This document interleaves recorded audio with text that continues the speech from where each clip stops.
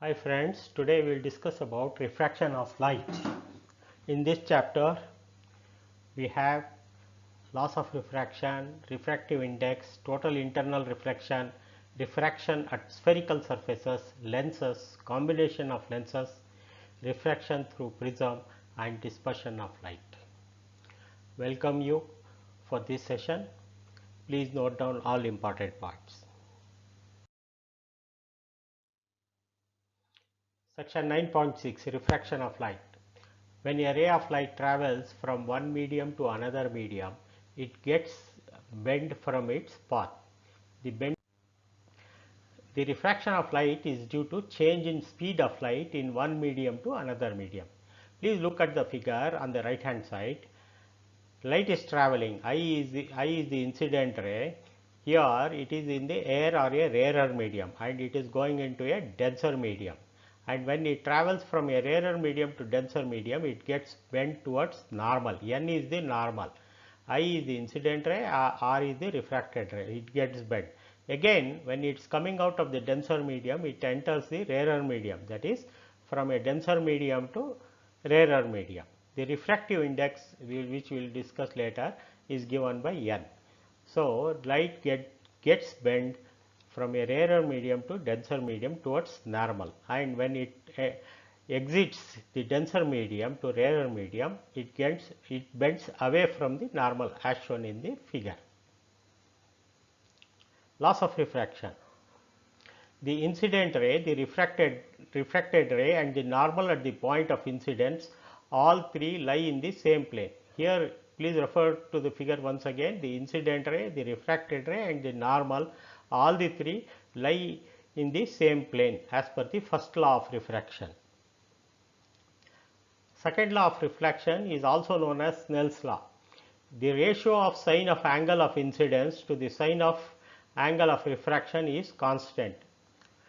Remember that the angle of incidence I and angle of refraction R are the angles with respect to normal as shown in the figure. So, Snell's law says sin I by sin R is equal to constant.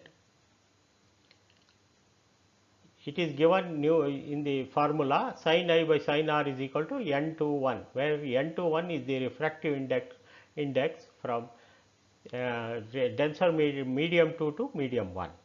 Let it be equation 9.6. N21 is called the refractive index of second medium with respect to first medium. N21 is the characteristics of pair of media, that is a combination of a rarer and a denser medium, and also depends on the speed of light. Section 9.7 Refractive index. The ratio of speed of light in vacuum to the speed of light in any medium, V, is called the refractive index of medium. I will repeat, the ratio of speed of light in vacuum, that is speed of light in vacuum is C, to the speed of light in any other medium is V, is called refractive index of the medium. Refractive index of the medium is given by the equation N is equal to, where N is the refractive index, equals C by V, that is equal to sin I by sin R. Let this be equation 9.7a. Please note here some books use instead of N for refractive index, symbol of refractive index instead of N, they use mu also. So, you can use either of them, but since we are following CBSE or NCERT books where it is given as refractive index as N.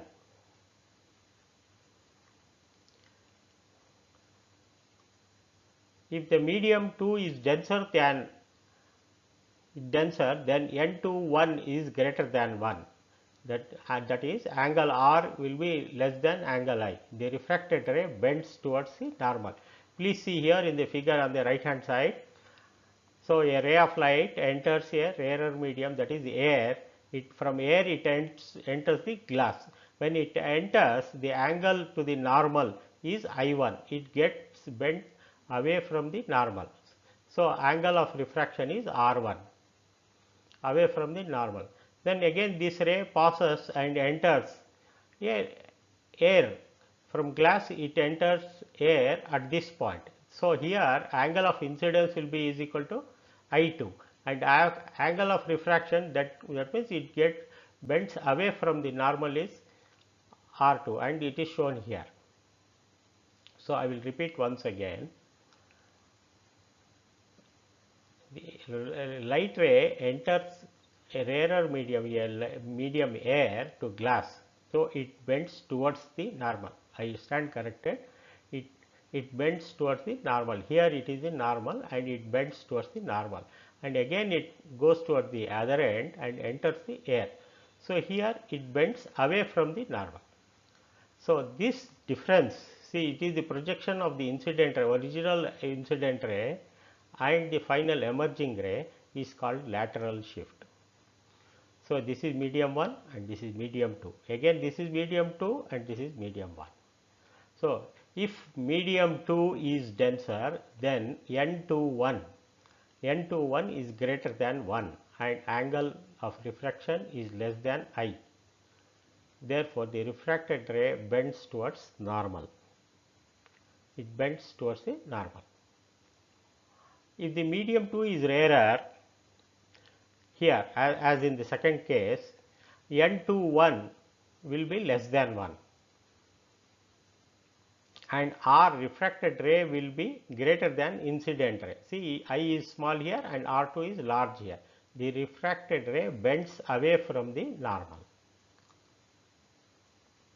Therefore, refractive index N21 is equal to 1 over N12. This is equation 9.7b.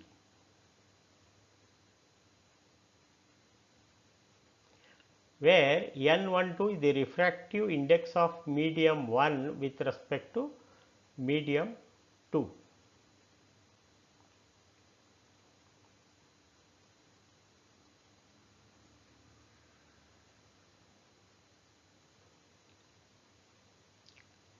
We can also write another relationship N32. Suppose this is another different medium, there is another different medium, then N32 will be equal to N31 into N12. That is refractive index of medium 3 with respect to 2, and this is also medium 3 with respect to medium 1, and this is the refractive index of medium 1 with respect to 2.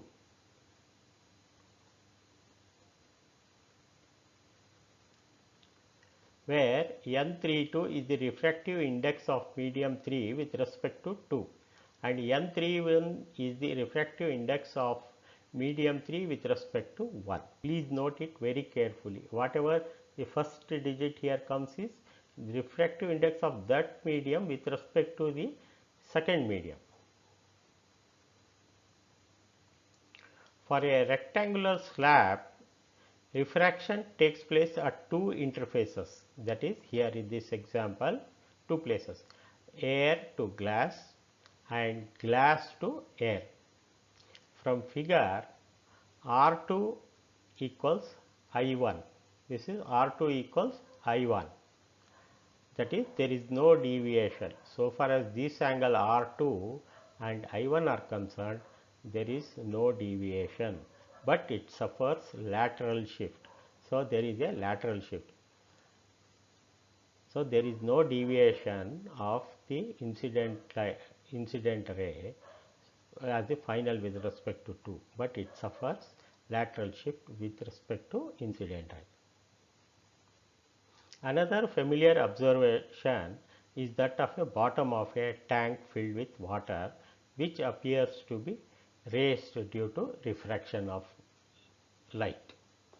That means if you look at the bottom of a tank, it appears to be raised, it appears to be more. This is because of difference of refractive index. Total internal reflection. In section 9.8.1, we will study about total internal reflection, critical angle. The angle of incidence in a denser medium for which the angle of refraction in rarer medium becomes 90 degrees is called critical angle C. Please see here, in normal circumstances, air would have traveled. Suppose there is air, this is a ray, it would have gone straight. But because of change of refractive index, this is medium 1, please note medium 1, and this is medium 2. That is a denser medium, it is water, to rarer medium, which is air. So when a light ray travels in this direction, when it enters the rarer medium 2, it bends away from the normal. So here this is angle of incidence to the normal is I, and angle of refraction is R here. So what he says, and like that, if this is bent at a very low angle, it bends at a slightly higher angle, so it bends away from the normal, that is it is bending towards right side here. And as you take another ray here, ray C or ray 3, you see it is bent at a slightly larger angle. Instead of remaining in air, it turns back to the denser medium itself, that is it gets bent by 90 degrees. Here you see it is 90 degrees. So the angle of incidence in a denser medium, this is a denser medium for which angle of refraction, angle R is 90 degrees here, it becomes 90 degrees, is called the critical angle. That is IC, it is here IC is a critical angle where R becomes 90 degrees, angle of refraction becomes 90 degrees. I will repeat once again. Critical angle C, it is represented by a symbol C. The angle of incidence in a denser medium for which the angle of refraction in rarer medium becomes 90 degrees is called critical angle C. So this angle 90 degrees is in rarer medium, that is in air, so it is 90 degrees. This angle of incidence is in denser medium IC, this is the critical angle. So critical angle for specific material like diamond is 24 degrees. Therefore IC is equal to 24 degrees for a diamond. That is, if the angle is incident at 24 degrees inside a diamond, the ray bends by 90 degrees in the rarer medium 2. So for critical angle for glass is 42 degrees. That is IC is equal to 42 degrees for glass, and for water it is 48 degrees. Here in the example we have shown it is water air interface. This is water and this is air, and if the incident ray crosses more than the critical angle, then it gets internally reflected. That is, if it is reflected back to the denser medium itself, medium way itself, it won't enter the rarer medium, it comes back to water. So this is called total internal reflection. For denser medium, n is equal to 1 over sin C, where n is the refractive index of the medium and C is the critical angle. Therefore, n of water, that is refractive index of water, is equal to 4 by 3, that is equal to 1.33. N is equal to 1.33 for water, and similarly for glass N is equal to 3 by 2, that is equal to 1.5. This is the refractive index, this is the critical angle. Critical angle is the angle which is reflected back. Refractive index is the ratio of sin I over sin R. Total internal reflection. When a light ray traveling from a denser medium towards rarer medium is incident at the angle of interference, at an angle of incidence greater than critical angle, then light is reflected back into the denser medium. This phenomena is called total internal reflection. Here you see this ray of light, that is O4, at O4, here angle of incidence is greater than angle of critical angle, that is the angle of incidence is greater than critical angle, then the light ray is reflected back to the denser medium. This is called this phenomena is called total internal reflection. So, I will read this sentence again. When a light ray traveling from a denser medium towards a rarer medium is incident at the interference at an angle of incidence, that is I is greater than critical angle, that is IC, then light is reflected back into the denser medium. This phenomena is called total internal reflection. Critical angle increases then with the temperature. If the temperature is increased, the critical angle increases. The refractive index is maximum for violet color of light and minimum for red color of light. That is, in VIBGYOR, if you take violet and red at the extreme colors in VIBGYOR, the refractive index is maximum for violet color light and minimum for red color. The critical angle for violet color is greater than critical angle for red color. So, IC for violet color is greater than IC for red. Therefore, N violet refractive index is greater than N red and critical angle violet is greater than critical angle of red. Example, mirage is an optical illusion observed in deserts and the roads on a hot day when air near the ground is hotter and hence rarer than the above. So, the temperature is that as the temperature increases, the critical angle increases and we get an optical illusion. So, one example of principle of total internal reflection is optical fibers. Optical fibers work based on the phenomena of total internal reflection. That is, optical fibers work on the principle of total internal reflection.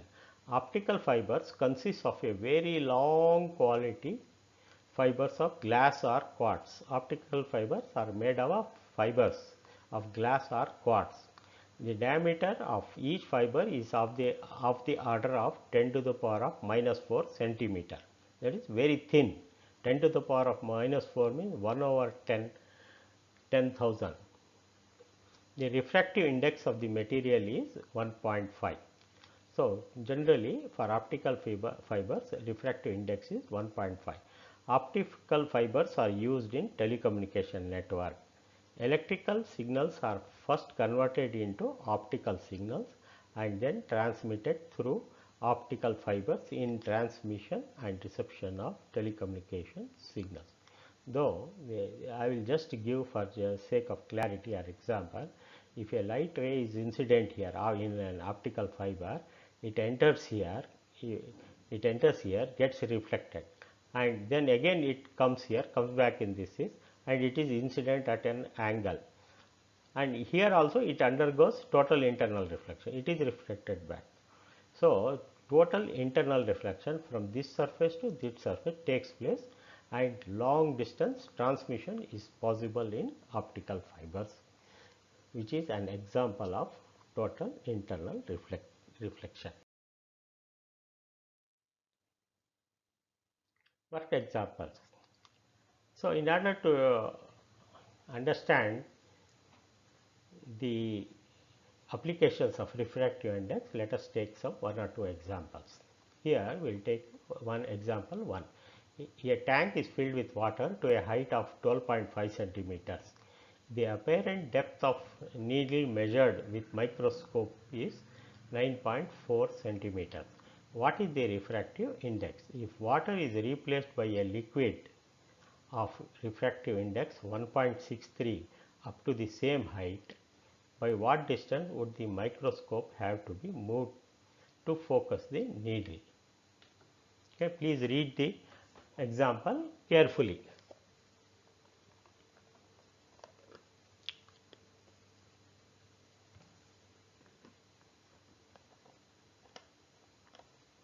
A tank is filled with water to a height of 1.2 centimeter. So, given real depth is 12.5 centimeter, apparent depth is 9.4. Apparent depth is 9.54 centimeter. Hence, n is equal to n of water we have to find out, that is refractive index of water. Therefore, refractive index n is equal to real depth by apparent depth. Therefore, it is given by 12.5 divided by 9.4. Therefore, refractive index is 1.33. Now, in the case 2, in a liquid they have filled, if the water is replaced by a liquid. Here in case B, we are filling the liquid with a liquid with a refractive index of 1.63 instead of water. So, the real depth will be equal to, it is same 12.5 centimeter. Therefore, apparent depth we have to find out, and here he has given the refractive index of liquid as 1.63. Earlier we calculated refractive index of water. Now we have to calculate the apparent depth of liquid. Therefore, apparent depth of liquid is equal to real depth divided by NL, that is equal to 12.5 divided by 1.63. Both are given, 12.5 and 1.63, that is equal to 7.67 centimeter. Therefore, distance through which microscope has to be moved is 9.4 the depth of water, apparent depth of water, to apparent depth of liquid minus, that is 7.6 centimeter, is equal to 1.73 centimeter. Example 2. The figures below show the angles of incidence and refractions of the given media. So, he has given angles. Find the refractive indices of respective cases. Find the angle of refraction for case C. So, there are three figures. One is here in the figure given air. In air, the angle of incidence is 60 degrees. So, in glass, when it travels from air to glass, it bends towards the normal. Its angle is in the glass is 35 degrees. I is 60, R is 35. So, let us take example A. In example A, that is refractive index of air to glass is sin 60 and sin I by sin R. This is sin 60 by sin 35. So, by trigonometrical values we find that the ratio sin 60 sin 35 is 1.51. So, let us take case number 2, that is B. Here air, the light ray is entering from air to water. See, the direction is very important, air to water. At air, its angle of incidence is 60 degrees, and when it enters water, it bends towards the normal, that is 47 degrees. So, here air to water is sin 60 divided by sin 47. So, we have to find values of sin 60 and sin 47 from your calculator, and this comes to n, that is refractive index air to glass, air to water will be 1.32. Let us take case number C. Here again it is water to glass, but the angle of incidence is different. Here angle of incidence is 45 degrees and it bends by,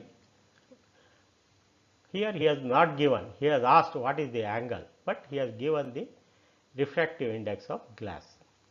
So, a different angle here changed. Therefore, the refractive index of water to glass is 1.51.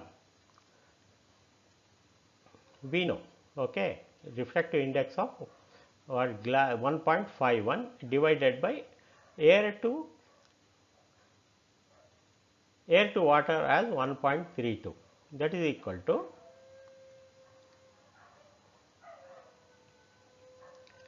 therefore, refractive index of water to glass is given by sin I by sin R, that is, therefore, sin R is equal to sin I by NWG, that is refractive index of water to glass, that we have given sin 45 is given here, sin 45 divided by sin R we do not know, sin R is taken here, then refractive index of water to glass is 1.1439, that is equal to, water to glass we have found here, that is equal to 0.707 into 1.1439, that is equal to 0.6181.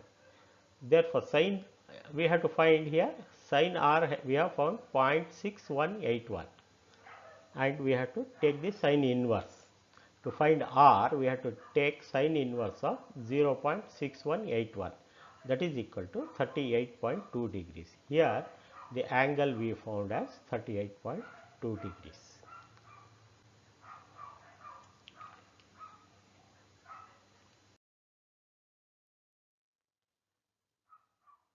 Now let us take up some more cases of refraction of light.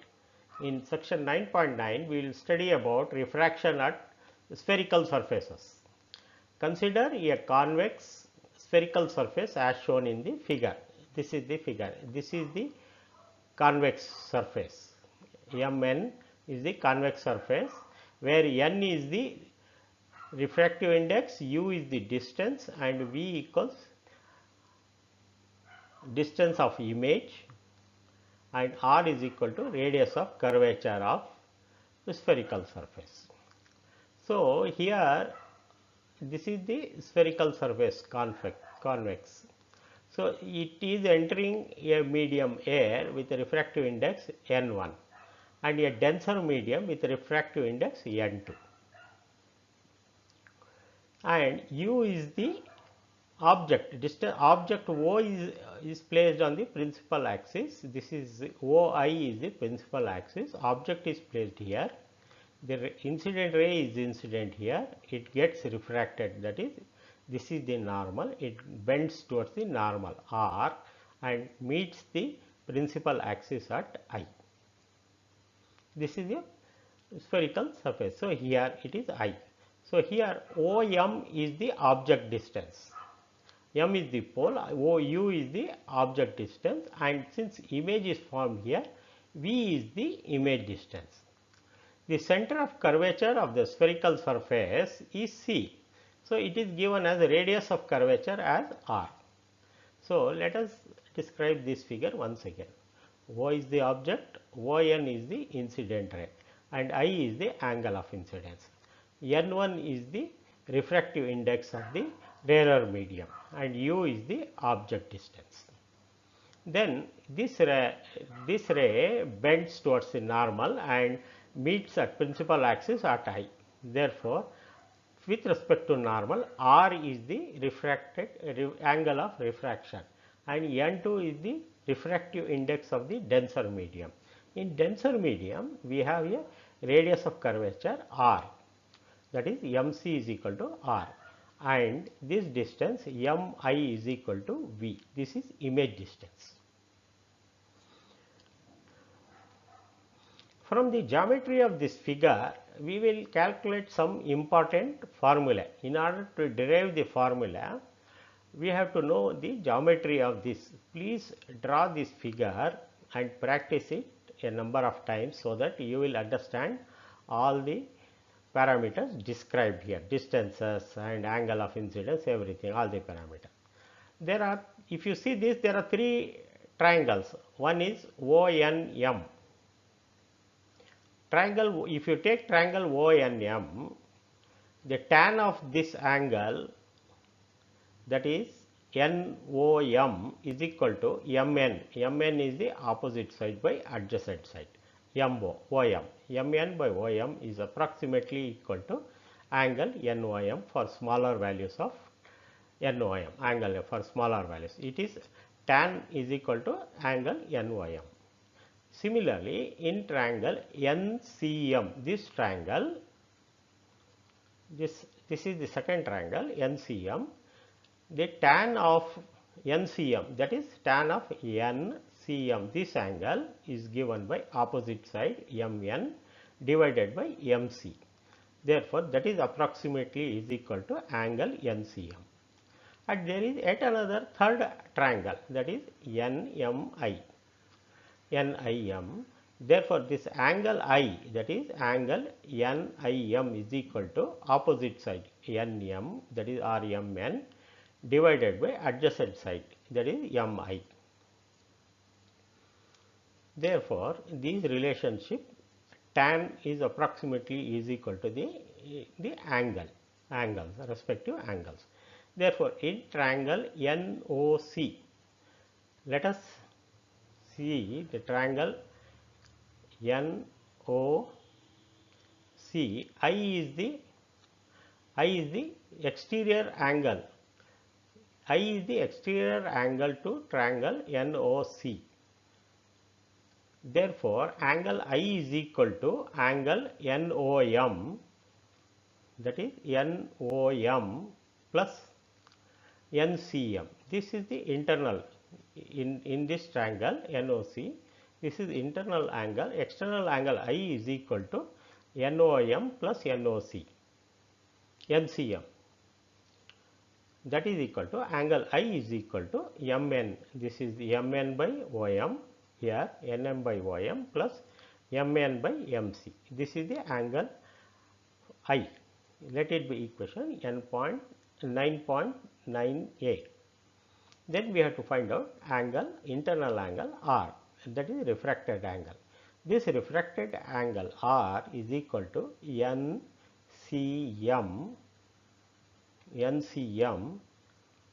minus NIM, that is NIM. This angle is equal to NCM minus NIM. Therefore, that is given by here from this equation MN minus IM, MN minus MC divided by MN over IM. Let this be equation 9.9b. By Snell's law, we know N1 sin I is equal to N2 sin R. Let this be equation 9.9c. Therefore, for smaller values of I and R, N1 I is equal to, that is sin I is approximately equal to I and sin R is approximately equal to R. That is for smaller values of angles I and R. Therefore, N1 sin I becomes N1 I and N2 sin R becomes N2 R. Let this be equation 9.d. Substituting the values of I and R from this equation, 9.9a and b, we get N1 as it is. I's value we have to substitute here equals Mn over Om plus Mn over Mc. So, I's value of I is written here within small bracket, that is equal to N2 into Mn by Mc minus Mn by Im. Let this be equation 9.9e. Therefore, applying the Cartesian sign convention, that is, if we travel along the direction of the light or from left to right, OM is along the direction, OM is in the opposite direction, therefore it is minus U, and MI is positive, therefore positive, and MC is equal to R.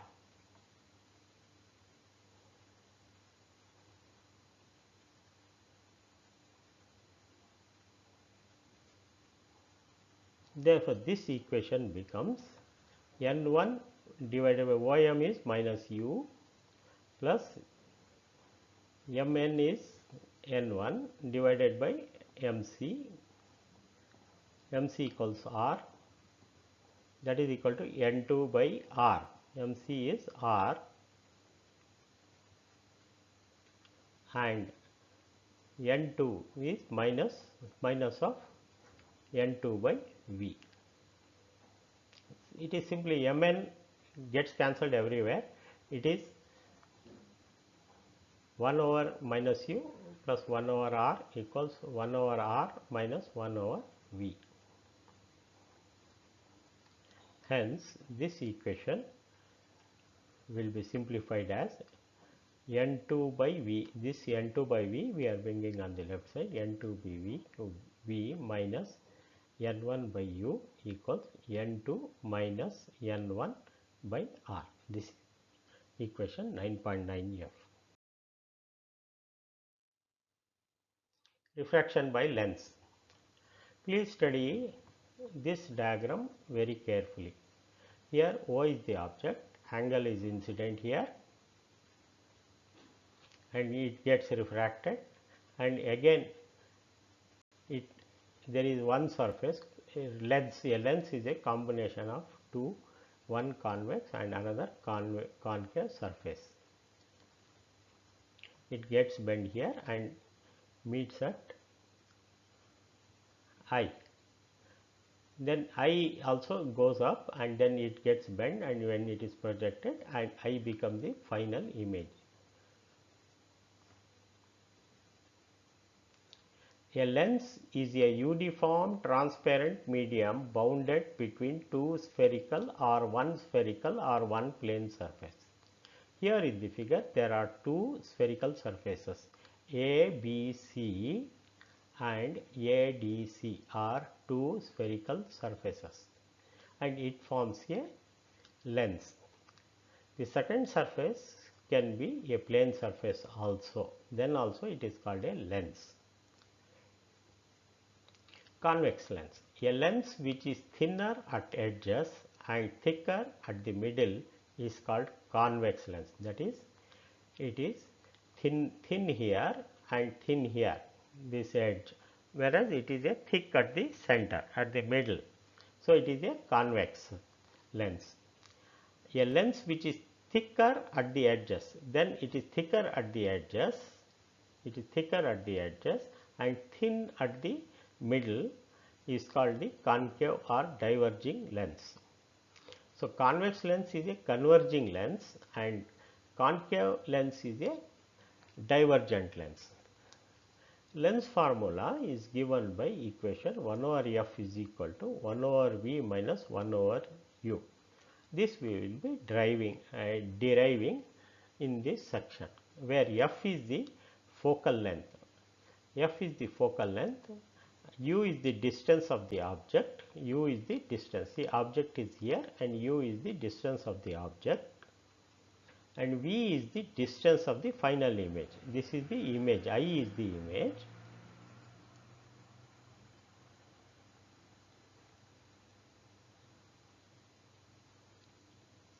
Then we are required to derive lens maker's formula, which gives the relationship between focal length F in terms of radii of two curvatures. As you have seen, or we have defined, a lens is made up of two spherical surfaces. One is ABC, its radius of curvature is C1 and its radius is R1. Similarly, for the second surface ADC, the radius of curvature is C2. So, and that is also given by distance R2. And the refractive indices of the medium is also given here in this diagram. This small n is the N1 is the refractive index of the rarer medium. N2 is given here. It is the refractive index of the lens, that is a denser medium. Then again outside this, again it is N1. So N1 is the refractive index of the rarer medium and N2 is the refractive index of the spherical surface. Let us derive the equations. First refraction occurs when an incident ray falls at this point from O, a light travels and incidents, it gets refracted. So, this is given by the relationship which we have derived in section 9.9 is N1 by OB plus N2 by BI1. Here you see first image is formed at I1. Therefore, this is given as BI1 from here to here BI1, that is equal to N2 by N2 minus N1 divided by BC1. BC1 is the radius of curvature of this surface BC1.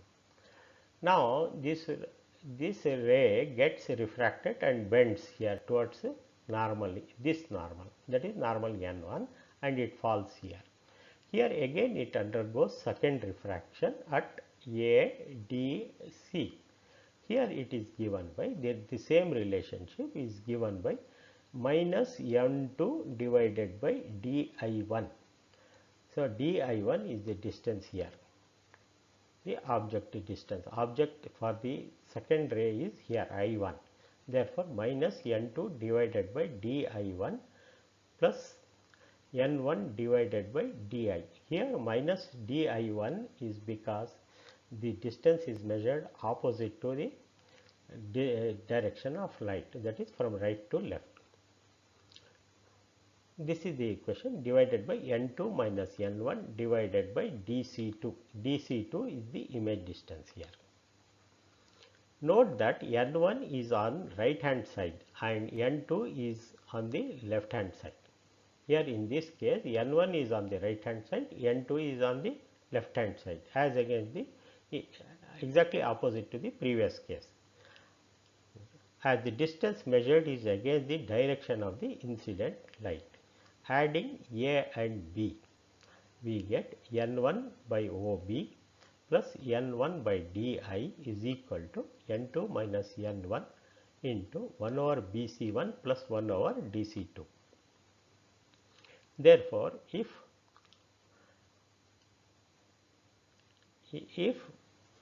the object is at infinity, that is at a very long distance, OB tends to be infinity, that is OB is the object distance tends to be infinity. Therefore, N1 by OB, that is N1 by infinity is 0 because infinity is at the denominator. Therefore, this becomes 0 and only N1 over DI remains. Therefore, N1 by F is equal to N2 minus N1 into 1 over BC1 divided by 1 over DC2, the right hand side as it is. Only this term gets cancelled because it is infinity.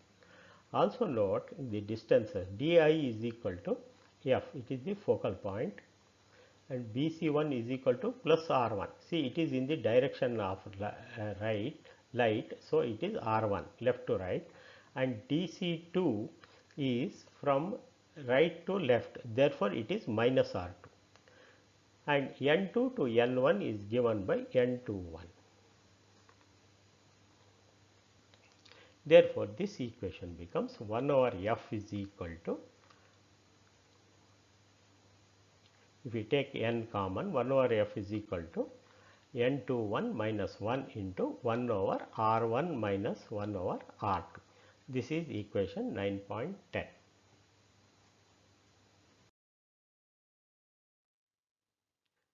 Powers of lens. Power of a lens is the ability of a lens to deviate the path of the rays passing through it is the power of lens.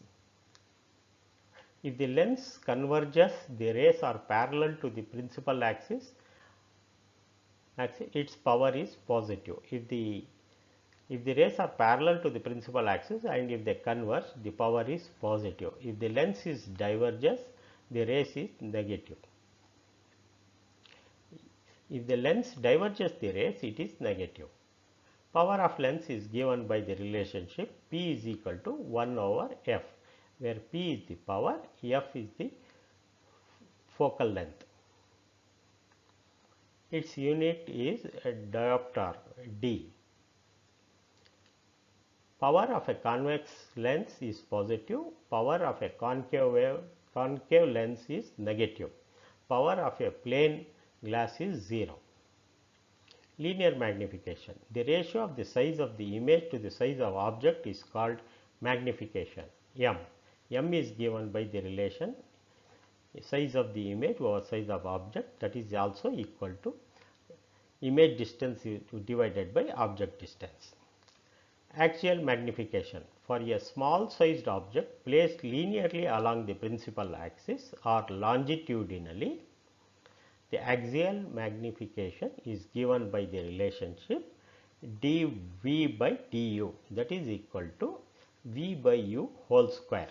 That is, if you take a differential of V, that is image distance with respect to object distance, the derivation becomes V by u whole square, or this is also given by the relationship F by Fu whole square, that is equal to F minus V divided by F whole square.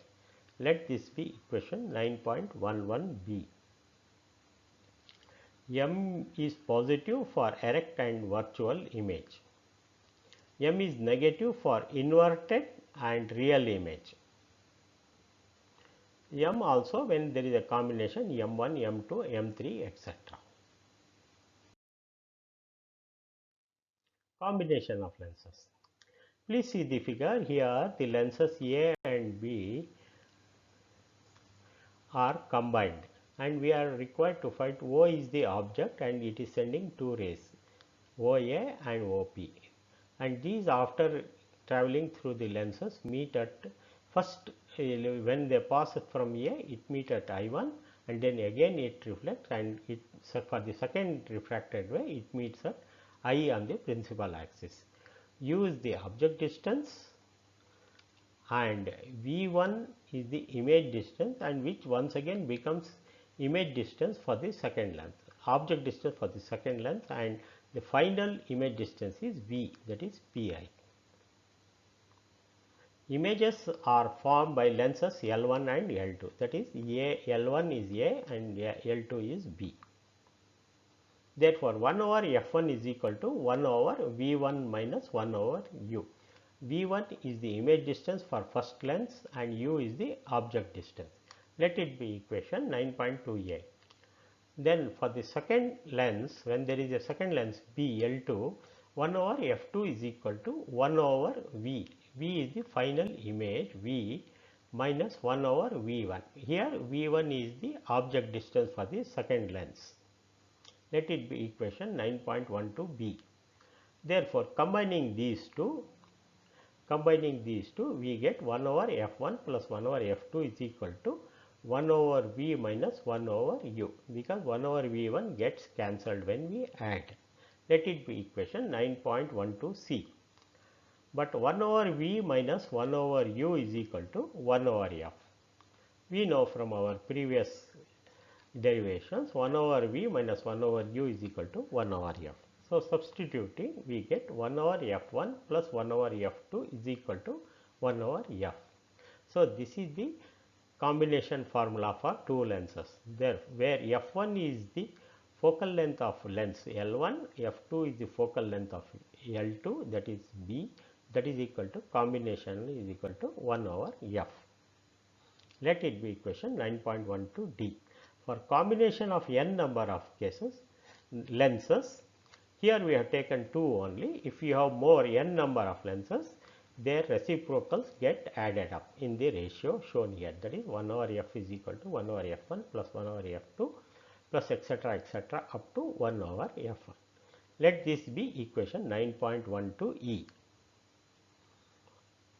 Power of combination of lenses, that power, their power, individual power combines. Therefore, P is equal to P1 plus P2. If there are two lenses whose power of lens L1 is P1 and if the power of lens L2 is P2, then the combination is P is equal to P1 plus P2. When lenses are separated by a distance, here the two lenses are together touching one another. If they are separated by a distance d, The formula is revised as 1 over f1 equals this formula 1 over f1 equals 1 over f1 plus 1 over f2 minus d by f1 f2. Please remember this formula when there is a distance between two lenses. And the power of the combination when the two lenses are separated is given by the equation P is equal to P1 plus P2 minus d of P1 P2. Let this be equation 9.12 G. Refraction through prism. A prism is a transparent medium bounded by refracting faces such that the incident surface and the emergent surfaces are plane and non-parallel. Please see the diagram. AB is a refracting surface and AC is a refracting surface, and PQ is the incident ray and it gets refracted, and RS is the emergent ray. So, this is a prism. This is a diagram of prism. ABC is a prism such that incident surface, this is the incident surface and this is the emergent surface. They are non-plane and non-parallel. ABC, I is the angle of incidence, E is the angle of emergence. Here E is the angle of emergence. A is the angle of prism. This is A. This is A angle is angle of prism or refracting angle. R1 and R2 are angles of refraction. So, this is R1 with respect to normal R1 and this is R2. Delta is the angle of deviation. Here when you project it further, the angle of incidence, and if you project backward the emergent ray, they meet at a point M. This angle is delta, given by delta and called angle of deviation, delta. Angle of deviation, the angle subtended between the direction of incident ray and emergent ray form a prism is called the angle of deviation. This is form a prism and this is called angle of deviation. Prism formula. The refractive index of a material of a prism N, the material, say it is a glass, N is given by the equation sin of A plus delta M by 2, where N is the refractive index of the material of the prism, sin is a trigonometric angle, A is the angle of prism, delta is the angle of deviation divided by 2. So, N is given by N is equal to sin A plus delta M by 2 divided by sin A by 2. Let this be equation 9.313A, where A is the angle of prism, delta M is the minimum angle of deviation. For a very small angle of prism, delta M sin A plus delta M will be revised as delta M is equal to N minus 1 of A. Let this be equation 9.13.